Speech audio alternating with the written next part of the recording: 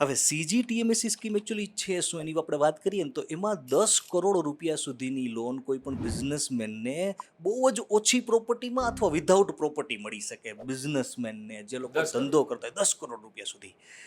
હવે જ્યારે આપણે 10 કરોડની વાત કરીએ ને લોકો ત્યાંથી મગજના પાટિયા બંધ કરી દઈએ કે ભાઈ આ તો બધું યાર સરકાર વાતો કરે કે 10 કરોડ રૂપિયા કંઈ વિધાઉટ પ્રોપર્ટી તો ઓછી પ્રોપર્ટીમાં કેવી રીતે મળી શકે. એટલે શું થાય કે એની આગળ ઈ કેમ મળે એની ઉપર રિસર્ચ જ ન કરે કે ભાઈ હકીકતમાં કેવી રીતે મળે. હું તમને એની વાત કરું. સીજીટીએમએસી સ્કીમમાં અત્યાર સુધીમાં ગવર્મેન્ટે 5 લાખ કરોડ રૂપિયાની ગેરંટી લીધી છે. સીજીટીએમએસી સ્કીમ શા માટે ઉદ્ભવમાં આવી, શા માટે ગવર્મેન્ટે લોન્ચ કરી એની વાત કરું કે જ્યારે કોઈ પણ બિઝનેસમેન બેંક પાસે જાય ને અને બેંકને કહે કે ભાઈ મારી પાસે પ્રોપર્ટી નથી અથવા બહુ ઓછી પ્રોપર્ટી, મારે વધારે રૂપિયા જોતા, બેંક ના પાડી દે. કેમ? કારણ કે કાલ સવારે ભાઈ ઉઠી જાય તો એની ગેરંટી શું? બેંકનો એનપીએ થઈ જાય. બરાબર. એટલે બેંક હંમેશા જોખીને પૈસા આપતી હોય, બહુ વ્યવસ્થિત ચેક કરી અને પૈસા આપે, બહુ બધું ડ્યુ ડિલિજન્સ કરે.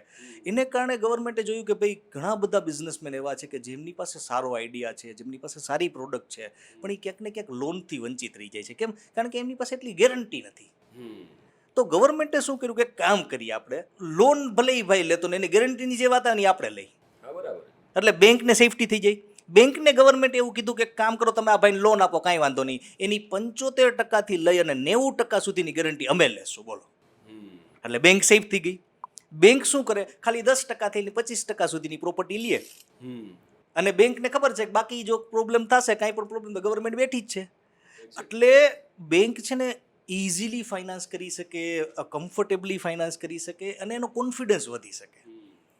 હવે આ જે ગેરંટી અત્યાર સુધીમાં ગવર્મેન્ટે કેટલા લોકોની કેટલા રૂપિયાની ગેરંટી લીધી, તો એનો આંકડો જે છે એ 5 લાખ કરોડ રૂપિયાની ગવર્મેન્ટે ગેરંટી લીધી છે. Can you imagine? આ કરોડ 2 કરોડ એવી નથી, 5 લાખ કરોડ. બહુ મોટા મીંડા આવે તમે હિસાબ કરો ને તો. બરાબર. જે ફિગર જે છે કે જે ગવર્મેન્ટનો ફિગર છે કે આટલા લોકોની આપણે ગેરંટી લીધી, એનો મતલબ એવા ઘણા બધા લાખો બિઝનેસમેન એવા હશે કે જેમની લોન ક્યાંક અટકતી હતી, જેને વધારે અમાઉન્ટની લોનની જરૂર હશે, જે નોર્મલ સિનારીઓમાં નહીં મળી શકે એમ હોય, એને મળી શકી. હવે બીજો ક્વેશ્ચન આવે તો શું બધાને મળી જાય 10-10 કરોડ રૂપિયા? તો કોઈ ગરીબ રહે જ નહીં. રોડ ઉપર તો કોઈ ગરીબ રહે જ નહીં, બધાને 10-10 કરોડ રૂપિયા મળી જાય તો સરકાર ગરીબ થઈ જાય. ટ્રુ. તો કોને મળે? તો એની વાત કરું તો સીજીટીએમએસી સ્કીમ જે છે ને હંમેશા પ્રોજેક્ટ ફાઇનાન્સનું એક રૂપ છે. પ્રોજેક્ટ ફાઇનાન્સ એટલે કે જે વ્યક્તિ માની લો કે પોતાની જગ્યા પોતાની રીતે લીધી, પ્રોજેક્ટ ફાઇનાન્સ કોને કહે? તમે એક જગ્યા લીધી, જગ્યા ઉપર તમે કન્સ્ટ્રક્શન કરો છો તો ગવર્મેન્ટ તમને કન્સ્ટ્રક્શન માટે પૈસા આપે. તમારે કારખાનું બનાવવું છે તો બરાબર, ગવર્મેન્ટ એટલે બેંક જ પૈસા આપે, લોન આપે. 75% નોર્મલ કેસમાં લોન આપતી હોય. હવે કન્સ્ટ્રક્શન થઈ ગયું પછી તમારે અંદર મશીન મૂકવા પડશે, તો મશીન મૂકવા માટે મશીનનું જે કોટેશન હશે એના 75% બેંક એમાં લોન આપશે. અને કન્સ્ટ્રક્શન અને મશીનરી જે લોન હોય ને એને ટર્મ લોન કહેવાય. સિમ્પલ ભાષામાં આપણે જોઈએ. હવે માની લો કે તમે જગ્યા લીધી, કન્સ્ટ્રક્શન કરી નાખ્યું, અંદર મશીન મૂકી દીધું, તો ધંધો હાલી જશે? નહીં હાલી જાય. તમારે પૈસાની જરૂર પડશે day to day operational cost માટે, તમારા બિઝનેસને ચલાવવા માટે વર્કિંગ કેપિટલની જરૂર પડશે. તો વર્કિંગ કેપિટલ પણ બેંક આપે, એને કહેવાય સીસી, કેશ ક્રેડિટ.